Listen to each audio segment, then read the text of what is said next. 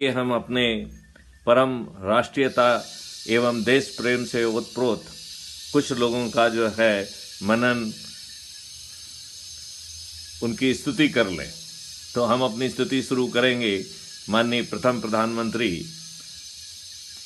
श्री जवाहरलाल नेहरू, जिन्होंने राष्ट्रीयता और देशभक्ति की भावना से ओतप्रोत होकर अंग्रेजों के बनाए हुए नियम से संविधान बनाया। अंग्रेजों के नियम जो उन्होंने भारत की सेवा के लिए बनाए थे, भारत की स्वामी भक्ति के लिए बनाए थे, भारत का कल्याण के लिए बनाए थे, उन सभी नियम कानूनों को एज इट इज अडॉप्ट कर लिया। और अंग्रेजों ने जो तंत्र पैदा किया था, माननीय नेहरू जी ने अपनी राष्ट्रीयता और देश प्रेम की उस अलख को जलाए रखा और वो सब व्यवस्था देशभक्ति को ध्यान में रखते हुए एज इट इज जो है ना अडॉप्ट की गई, जिससे यह तंत्र जो अंग्रेजों के समय में आपकी अच्छी सेवा करता रहा है, आगे चल के भी आपकी सेवा में कोई कमी ना आए, इस बात का ध्यान रखा गया। तो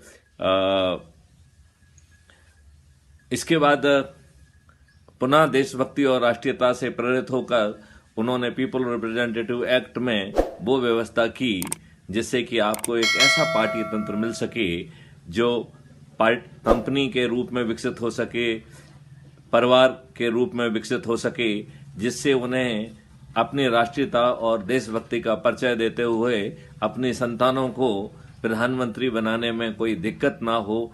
ऐसी जो है कूट रचित व्यवस्था उन्होंने देश प्रेम और भक्ति को अंजाम देने के लिए की। मैं उनका सत सत नमन करता हूं।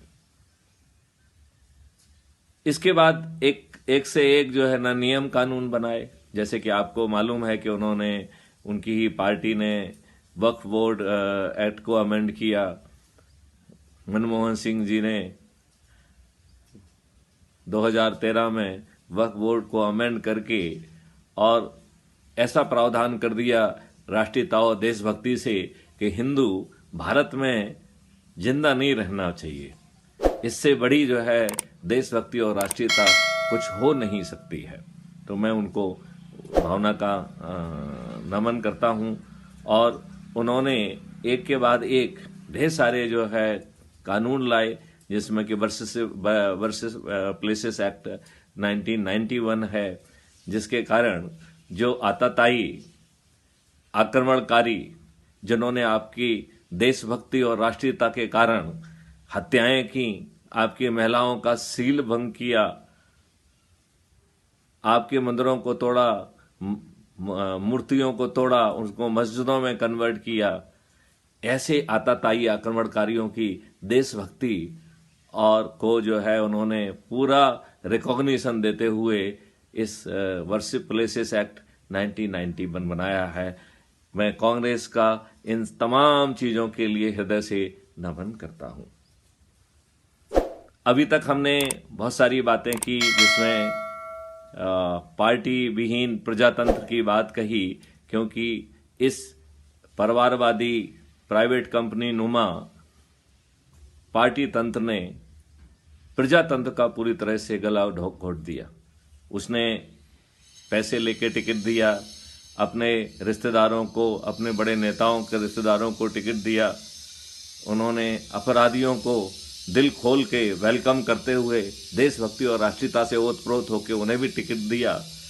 और जो दूसरी पार्टी से राष्ट्रीयता और देशभक्ति के कारण इनकी पार्टी में आ रहे थे, उन्हें फड़ बिछाकर जो है स्वागत किया और अपनी पार्टी में लिया। और इस प्रकार हमने जो है देशभक्ति और राष्ट्रीयता की नींव रखी। मैं उनका नमन करता हूं। अभी तक क्राइम फ्री भारत की जो सोच थी कि कैसे जो है पार्टी विहीन प्रजातंत्र स्थापित किया जाए, कैसे खर्च विहीन चुनाव व्यवस्था स्थापित की जाए, जहां पर कि खर्च करना अपने आप में एक संज्ञेय अपराध हो, पॉलिटिकल पार्टी चुनाव के समय नोटिफिकेशन के साथ ही सुप्त हो जाएंगी और वो किसी का यदि चुनाव प्रचार करती हैं तो वह संज्ञेय अपराध होगा। इसके बाद मैं साइबर क्राइम फ्री भारत की बात कही, क्योंकि वह बहुत आवश्यक है, तभी हम पेपर करेंसी मुक्त भारत को ला पाएंगे। अब पेपर करेंसी मुक्त भारत यदि हो जाता है तो इस देश का बड़ा कल्याण होगा। मुझे नहीं मालूम ये राष्ट्रीयता से परिपूरित देशभक्त राजनेता इतने बड़े जो है राष्ट्रीय हित के काम को उनकी राष्ट्रीयता करने की इजाज़त देगी कि नहीं देगी। यदि यह देश पेपर करेंसी मुक्त हो जाता है तो निश्चित तौर पर यह एक मील का पत्थर साबित होगा। पेपर करेंसी मुक्त होते ही ना तो कालाबाजारी संभव है, ना भ्रष्टाचार संभव है, ना जो है आपके ड्रग माफियाज के लिए पैसा पहुंचेगा, ना नक्सल माफियाओं के लिए पैसे पहुंचेगा, ना टुकड़े टुकड़े गैंग को पैसा पहुंचेगा। लेकिन हमारे ये देश प्रेमियों और देशभक्ति, जिसमें से कि 42% अपराधी भी हैं, मुझे लगता है कि उनकी राष्ट्रीयता और देशभक्ति उन्हें ऐसा करने का संभवतः इजाज़त नहीं देगी। लेकिन मैं अपने लोकप्रिय प्रधानमंत्री माननीय नरेंद्र मोदी जी से करबद्ध प्रार्थना करता हूं। मैं उनका बड़ा प्रशंसक भी हूं, उनका बड़ा समर्थक भी हूं। मैं उनसे प्रशंसा करता हूं। विशेष तौर पर 2 चीज़ों के बारे में मैं उनकी गौर प्रशंसा करना चाहूँगा। पहली बात तो उन्होंने डिजिटल करेंसी को स्थापित करने का इस बजट में घोषणा किया और आरबीआई को निर्देश दिए। आरबीआई ने भी उनके आदेशों को पालन करते हुए एक बहुत अच्छा अनूठा काम अभी कुछ दिन पहले किया, जिसके तहत आप फीचर फोन, जो बेसिक फोन है, जो कि स्मार्टफोन नहीं है, एंड्रॉयड फोन नहीं है, उसके माध्यम से भी आप पेटीएम जैसे जो है डिजिटल प्लेटफॉर्म का जो है उपयोग कर पाएंगे और आप पेमेंट कर पाएंगे। ऐसे तमाम जो है ना चीज़ें पेपर करेंसी मुक्त भारत के लिए बहुत आवश्यक है। और यदि हमने एक अकेला यह यदि काम कर दिया तो भारत की जितनी भी समस्याएं हैं उनका एक साथ निदान हो जाएगा। ना तो कालाबाजारी बचेगी, ना भ्रष्टाचार बचेगा, ना जो है ड्रग माफियाज को पैसे पहुंचेंगे, ना नक्सल्स को पैसे पहुंचेंगे, ना टुकड़े टुकड़े गैंग को पैसे पहुंचेंगे। तो टेररिज्म से लेके, ड्रग माफिया से लेके, नक्सल से लेके देश के विभाजन में लगी सभी शक्तियां स्वतः ही जो है उनको अर्थ जो है ना हीन हो जाएंगी और उनको जब पानी नहीं मिलेगा तो वो सूख भी जाएंगी। बट सवाल उठता है कि माननीय नरेंद्र मोदी इस बात को मानते हुए और एक समय सीमा में घोषणा करें और उसके पहले 6 महीने जो है साइबर क्राइम फ्री भारत बनाएं, जिसका मैंने वीडियो जारी किया है। और अगले 1 साल जो है पहले से ही डेट घोषित हो कि कब से वो पेपर करेंसी मुक्त भारत कर रहे हैं, जिससे लोग बाग इस दौरान बिना किसी दिक्कत के 2016 की जो डिमोनेटाइजेशन की है ऐसी कोई प्रॉब्लम नहीं आना चाहिए। जो भी आवश्यक कदम है वो सब उसके पहले उठा लिए जाएं, लोगों को पर्याप्त अभ्यास दिला दिया जाए और इसके बाद हम ऑन पर्टिकुलर डेट पूरे देश को हर करेंसी को डिमोनेटाइज कर देंगे और हमारे 100% पेमेंट डिजिटल करेंसी के माध्यम से होंगे। जब हम ऐसा कर पाएंगे तो इसके साथ ही हम टैक्स फ्री व्यवस्था लाएंगे। यह टैक्स फ्री अर्थव्यवस्था या कर मुक्त भारत एक गेम चेंजर होगा। आज हमारी जनता महंगाई से त्राही त्राही कर रही है। वो होटल में जाता है तो उतना बिल आता है कि उसे जो है पेमेंट करना मुश्किल हो जाता है। याद करिए, पहले एक कमाने वाला होता था, ज्वाइंट फैमिली होती थी और 20-20, 25-25 परिवारों को एक व्यक्ति पालता था और प्यार भी देता था। आज पति पत्नी दोनों कमा रहे हैं और अपने एक बच्चे को अच्छी शिक्षा देने में, अच्छा जो है ना वो करने में उनको पसीना आ जा रहा है। इतनी महंगाई की मार हो गई है। तो जैसे ही हम कर मुक्त करेंगे तो ना इनकम टैक्स होगा, ना कस्टम होगा, ना एक्साइज होगा, तो हमारी जो एक्साइज के लालच में जो हम तंबाकू से लेके दारू जो है हमने पाउच में गांव-गांव में भेज दी है, उस समस्या का भी निदान हो जाएगा।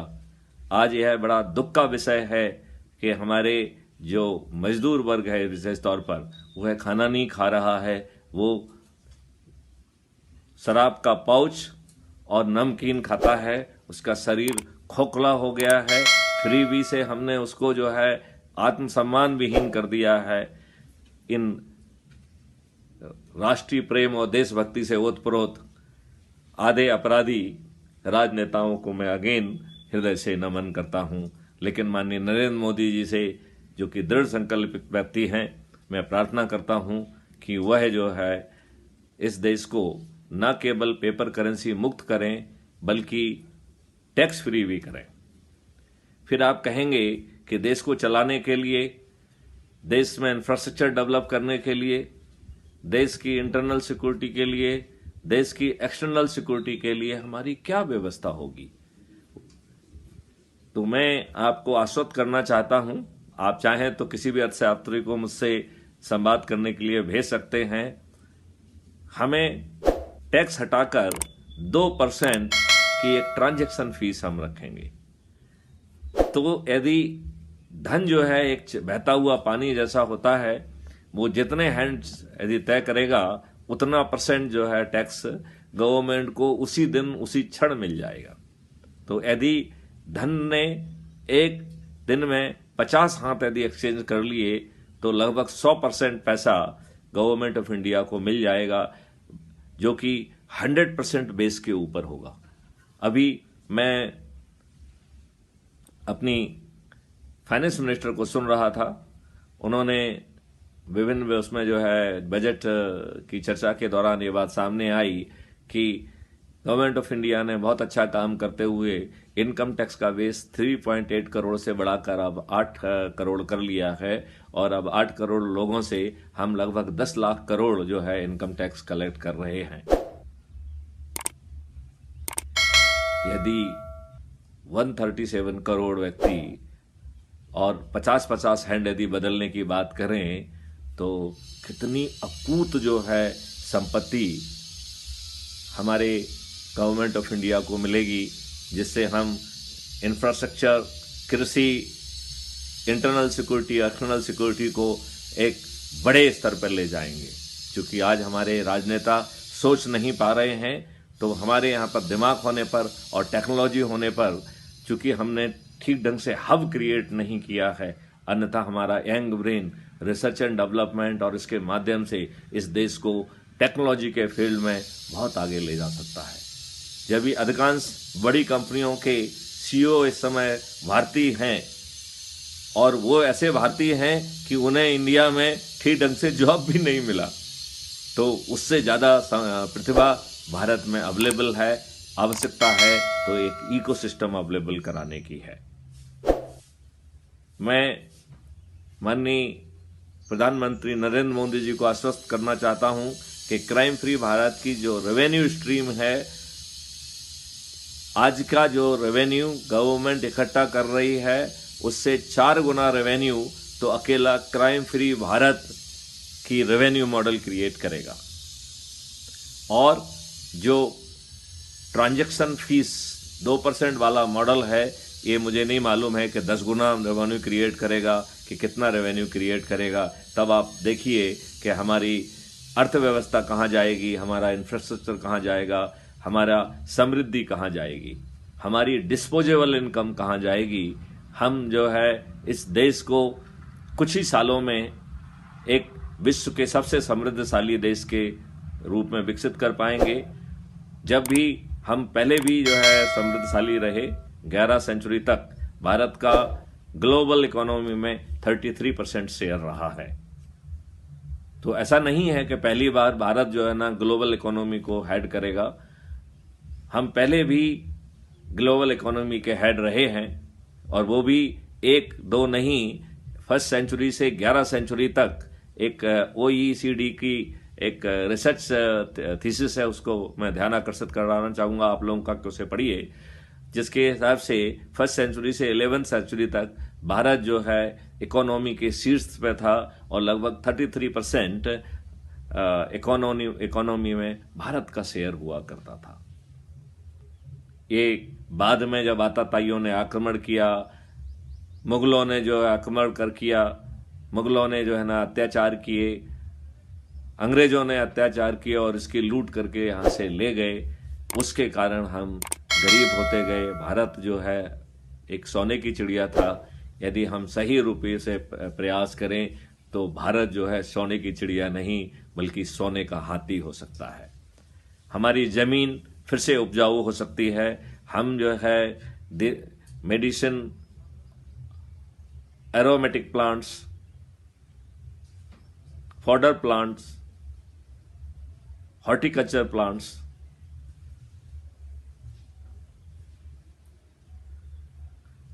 मिल्क रिच भारत, जिसके तहत जो है हर फार्म पर एक गौशाला भी होगी और बी केंद्र भी होगा जिसमें कि शहद पैदा होगी और चारों तरफ एक 10 फीट गहरी खाई होगी। एक खेत की खाई दूसरे खेत से जुड़ी होगी और फाइनली वो वाटर बॉडी से जुड़ी होगी। तो साल भर जो है हम वाटर की हार्नेसिंग करेंगे, हमारा पानी का जो लेवल पुनः 8 से 10 फीट पर आ जाएगा। इतने सारे पेड़ जो है यह सुनिश्चित करेंगे कि पानी ट्रंच और पेड़ों की जड़ों के माध्यम से नीचे जाएगा, उसे बहकर फ्लश फ्लड नहीं बन पाएगा। तो फ्लश फ्लड भी नहीं होगा, फ्लड की प्रॉब्लम, बाढ़ की प्रॉब्लम भी नहीं होगी और सूखे की प्रॉब्लम भी नहीं होगी।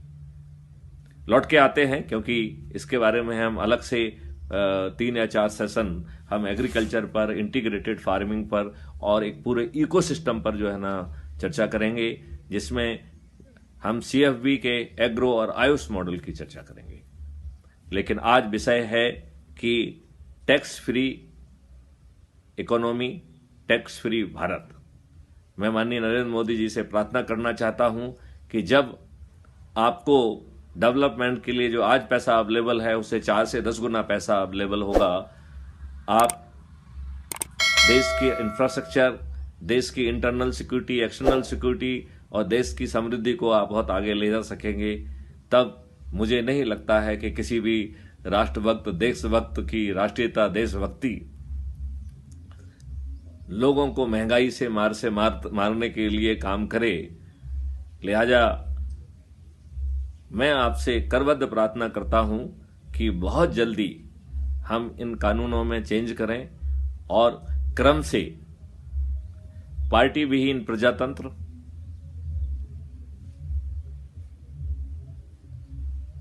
खर्च विहीन चुनाव व्यवस्था, साइबर क्राइम फ्री भारत, बाद में पूरा क्राइम फ्री भारत भी आएगा जिसमें कि 5 सर्टेनिटी होंगी और 5 रेवेन्यू स्ट्रीम भी होंगी। इसके बाद पेपर करेंसी मुक्त Bharat, then tax free Bharat. ये चूंकि आपस में सब जुड़ी हुई चीजें हैं, मैं माननीय नरेंद्र मोदी जी से प्रार्थना करता हूं, अनुनय करता हूं, विनय करता हूं, प्रार्थना करता हूं कि वो इसे करें। साथ ही मैं आम जनता का आह्वान करता हूं कि कृपया क्राइम फ्री भारत की जो ऊर्जा केंद्र का फिलॉसफी है उसे समझें। हम ऊर्जा केंद्र के माध्यम से संकल्प लेते हुए अपने को ऊर्जाकृत कर पाएंगे। अपने को ऊर्जाकृत करने कैसे किया जाए, इसका मैंने वीडियो ऑलरेडी जारी किया है। मैं आपसे अनुरोध करता हूं कि उसे बारीकी से सुने और बारीकी से उसका अध्ययन करें। बहुत आसानी से हम जो है ऊर्जा केंद्र को स्थापित कर सकते हैं। हम इसके बारे में एक डिटेल वीडियो अभी थोड़ी देर से बनाएंगे। मैं आपसे प्रार्थना करता हूं कि आज की जो व्यवस्था है, जिसमें कि देश के में जहां पर कि एक चपरासी बनने के लिए आपको साचरित्र और साक्षर होना जरूरी है, वहां क्या वजह है कि हमारे राष्ट्रीय प्रेम और देश भावना से ओतप्रोत राजनेता अनपढ़ भी हों, गवार भी हों और अपराधी भी हों।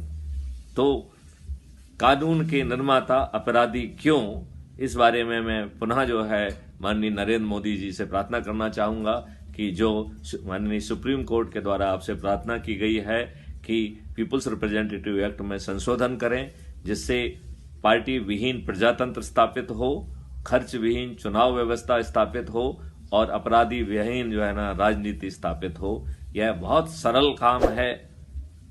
यदि आप चाहेंगे तो मैं एक इसका ड्राफ्ट जो है क्या परिवर्तन करना है वो भी हम अपनी टीम से बनाकर आपको पेश कर सकते हैं। मेरा ये मानना है कि आज की व्यवस्था एक आसुरी शक्ति की व्यवस्था हो गई है। यह लोग ना केवल स्वयं अपराधी हैं, बल्कि इन्होंने अपने चारों ओर अपराधियों का एक जमघट इकट्ठा कर लिया है। इनके चारों ओर गुंडा, मवाली और अपराधी जो है इनको घेरे रहते हैं, जिनको यह कभी कभी अपना कार्यकर्ता भी कहते हैं। यह लोग इनके साथ मंच पर बैठते हैं, इनके स्थायी वारंट होते हैं, जिनको पुलिस को उठा के इन्हें जेल में भरना चाहिए, वो पुलिस इनको सैल्यूट करने के लिए विवश है।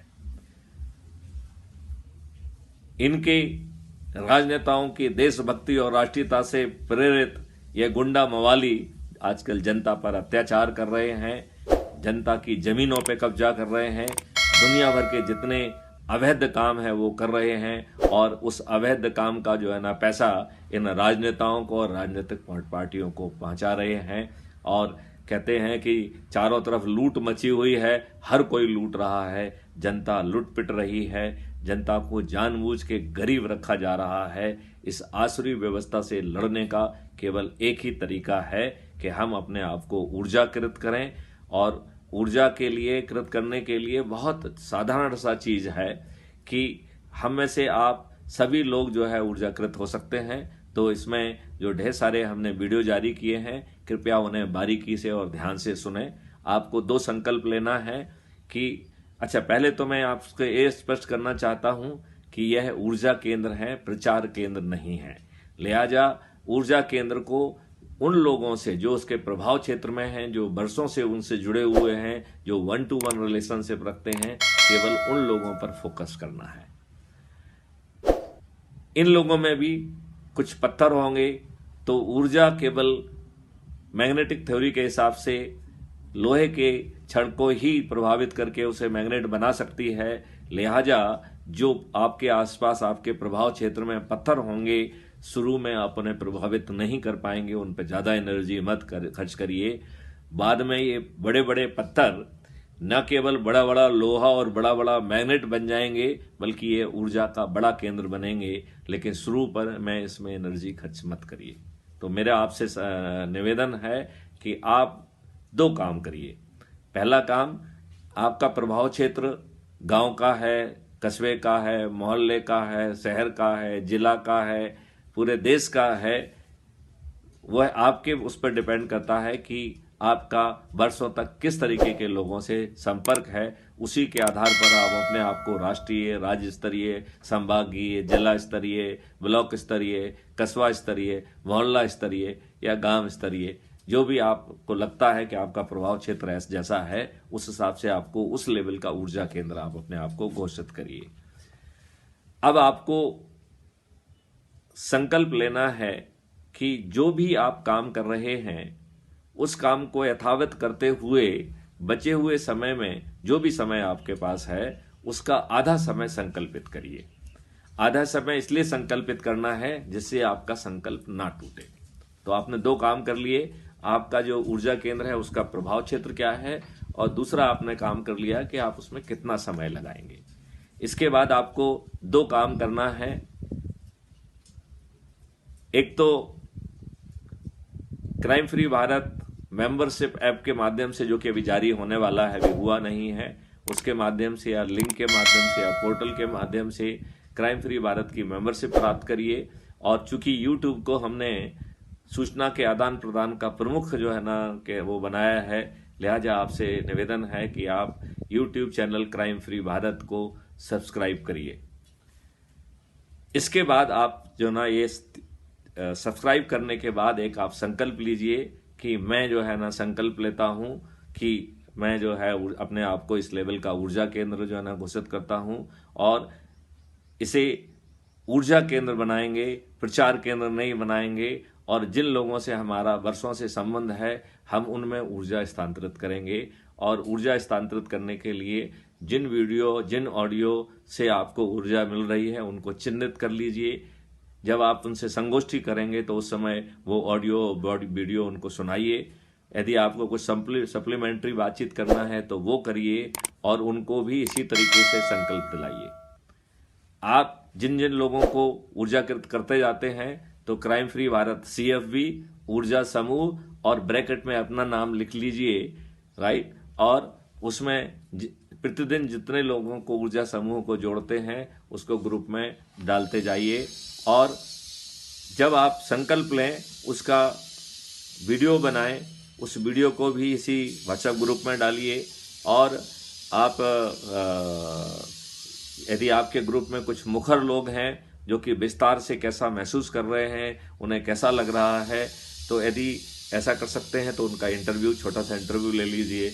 और यह अपने ऊर्जा समूह के व्हाट्सएप ग्रुप में डालिए। और इसी तरीके के कार्रवाई जिनको आप ऊर्जाकृत करेंगे वो करते जाएंगे, और ऊर्जा से ऊर्जा का जो है विस्तार होते होते पूरा देश ऊर्जाकृत हो जाएगा। इसमें कबीर दास जी की यह कविता काम करेगी कि लाली मेरे लाल की जित देखो तित लाल, और लाली देखन मैं गई तो मैं भी हो गई लाल। मतलब ये ऊर्जा का प्रभाव बढ़ते बढ़ते जो भी इसके नज़दीक पहुंचेगा वो भी ऊर्जाकृत हो जाएगा। और शुरू में जो पत्थर थे, जो इनसेंसिटिव थे, जो पेसिमिस्टिक थे, उन्हें मालूम ही नहीं पड़ेगा कि वो कब पत्थर से जो है ना लोहा हो गए, और लोहे से महाचुम्बक और महा ऊर्जा केंद्र बन गए। क्योंकि ऐसे लोग जो हठधर्मी हैं वो बड़े जो है ना ऊर्जा केंद्र बनेंगे। 1 मिनट के लिए समझते हैं कि ऊर्जा केंद्र के माध्यम से हमारा क्या भला होगा, क्या हमें उससे और फायदे मिलेंगे, फिर देश को क्या फायदा मिलेगा, उसको बाद में करते हैं। तो जैसे ही आप ऊर्जा का केंद्र अपने आप को बनाएंगे, आपकी नेगेटिविटी खत्म हो जाएगी। आज जो व्यवस्था को लेकर हम सब हताश हैं, हमारी हताशा खत्म हो जाएगी। हमारा कंसंट्रेशन और फोकस बढ़ेगा, तो हम जो भी काम कर रहे हैं उसकी क्वालिटी में सुधार आएगा। और जितना समय अब हम लगा रहे हैं, यदि हम उतना समय लगाते हैं तो आज की तुलना में हम आज से कई गुना अधिक जो है धन कमा पाएंगे। तो धन के मात्रा में भी वो है। और चूंकि आप ऊर्जाकृत कर रहे हैं तो आप क्या अपने समाज में, अपने लोगों में मान और प्रतिष्ठा भी बढ़ेगी। आप जो है धीरे धीरे पूरे देश को ऊर्जाकृत कर पाएंगे, यह एहसास भी बढ़ा जो है ना होगा। और इस ऊर्जा केंद्रों के माध्यम से हम थाली बजाकर, दीपक जलाकर और क्राइम फ्री भारत का मिशन स्टेटमेंट के साथ माननीय नरेंद्र मोदी जी से हम क्या चाह रहे हैं उसका वीडियो चलाकर हम उनसे अनुनय विनय कर पाएंगे, उनसे प्रार्थना कर पाएंगे। और हमारे माननीय मोदी जी बहुत ही सरल हृदय के व्यक्ति हैं, वो अभी अवेलेबल व्यक्तियों में से सबसे अच्छे व्यक्ति हैं। मुझे पक्का विश्वास है कि वो हमारी ऊर्जा केंद्रों की अनुनय विनय और प्रार्थना को जरूर सुनेंगे। यदि अपने अहम में यदि ऐसा नहीं होता है तो हम काली पट्टियाँ और काले वो बांध कर काले अंग्रेज जाओ, ऐसा ऊर्जा केंद्र के क्षेत्र में जब भी कोई एक काले अंग्रेज पहुंचेंगे तो हम ऐसा कह के उनको जो है हतोत्साहित करने की कोशिश करेंगे, उनको विवश करने की कोशिश करेंगे। और जब वो हम उनके किसी कार्यक्रम में नहीं जाएंगे, उनके किसी कार्यक्रम में नहीं बुलाएंगे, उनके दरबार की शोभा नहीं बनेंगे और साथ में ये नारे भी लगाएंगे कि काले अंग्रेज वापस जाओ, तो संभवतः उन्हें ये महसूस होगा कि ऊर्जा केंद्रों की बात अब जन जागरण के बाद इग्नोर करना संभवतः उनके हित में नहीं है। और यदि वो विवश होकर भी हमारी सब प्रार्थनाएं सुन लेते हैं और नियम कानून से लेकर जितनी भी बातें हमने अभी कही हैं, यदि वो परिवर्तन ले आते हैं जिसके लिए वो सक्षम भी हैं, जिसके लिए उन्होंने पब्लिक में मैंने उनको वोट भी दिया है, जिसके लिए उनके पास मेजॉरिटी भी है, तो वो जो वर्तमान प्रवृत्ति है कि हर चीज़ में सुप्रीम कोर्ट के माध्यम से काम कर रहे हैं, वो अपने चरित्र की इस कायरता को त्याग कर जो उनका 56 इंच का सीना है उसका जो है एहसास देते हुए जो भी गड़बड़ियां इन पूर्व के राष्ट्र प्रेमी देशभक्तों ने कानून के मंदिर में षड्यंत्र पूर्वक गड़बड़ियां की हैं, हम माननीय नरेंद्र मोदी जी से प्रार्थना करते हैं कि उसी कानून के मंदिर में बैठकर जो है वह सभी नियम कानूनों को दुरुस्त करते हुए उन सब गड़बड़ियों को दूर करें और यदि उनको आवश्यक लगता है तो 365 दिन जो है अगले 2 वर्षों को में जो है पार्लियामेंट को चलाएं और ये सुनिश्चित करें कि no stone should be left unturned. यदि किसी अहम के कारण, किसी अहंकार के कारण यदि ऐसा नहीं हो पाता है, तब क्राइम फ्री भारत जो है एक पॉलिटिकल पार्टी के रूप में मजबूरी में अवतरित होगी और इसके संविधान में ही ये पहले से लिख दिया जाएगा कि 5 साल में यह विलोपित हो जाएगी, क्योंकि यह पार्टी विहीन प्रजातंत्र में विश्वास रखता है जिससे आगे कोई इस पार्टी का दोहन ना कर सके, लिहाजा यह उसमें लिख दिया जाएगा।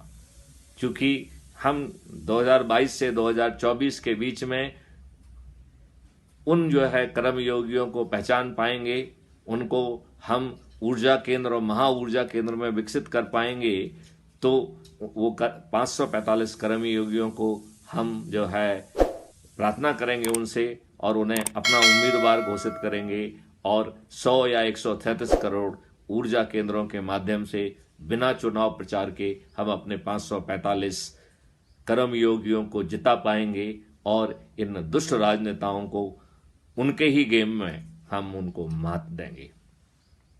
इसके बाद जितनी भी चीजें हमने सोची हुई हैं वो 5 साल में उन्हें किया जाएगा और crime free Bharat political party खुद विलुप्त हो जाएगी और एक राष्ट्रीयता की, एक समृद्धि की एक नई मिसाल कायम होगी। मैं एक बार पुनः माननीय नरेंद्र मोदी जी से प्रार्थना करता हूं कि वह कॉन्सेप्ट को समझें। यदि आप अनुनय विनय और प्रार्थना स्वीकार कर लेंगे तो हम आपको अपने सिर पे बिठाएंगे। हम जो है ना थाली, दीपक और वीडियो के माध्यम से आपकी सराहना करेंगे, आपकी स्तुति करेंगे और 100 करोड़ ऊर्जा केंद्रों से या 137 करोड़ ऊर्जा केंद्रों के माध्यम से आपको 545 सीट दिलाएंगे, तो आप 303 से 545 सीटों पर पहुंच जाएंगे। मुझे लगता है कि यह देश के लिए हित का सौदा है, देश के लिए समृद्धि का सौदा है। देश जो है वर्तमान जहर मुक्त जो है व्यवस्था से बाहर निकल पाएगा, वह दीर्घायु भी होगा, निरोगी भी होगा और सही मायने में जो आत्माएं जन्म ली हैं उन्हें को एक सही मकसद मिलेगा। चारों तरफ एक खुशी का जो है माहौल होगा और सही मायने में जो हैप्पीनेस इंडेक्स है वो चारों तरफ जो है ना होगी और जो वर्तमान हर आदमी दुखी है, हताश है, उससे वो बाहर निकल पाएगा। तो मैं अपने पूरे जो है लोगों से, पूरे भारतवासियों से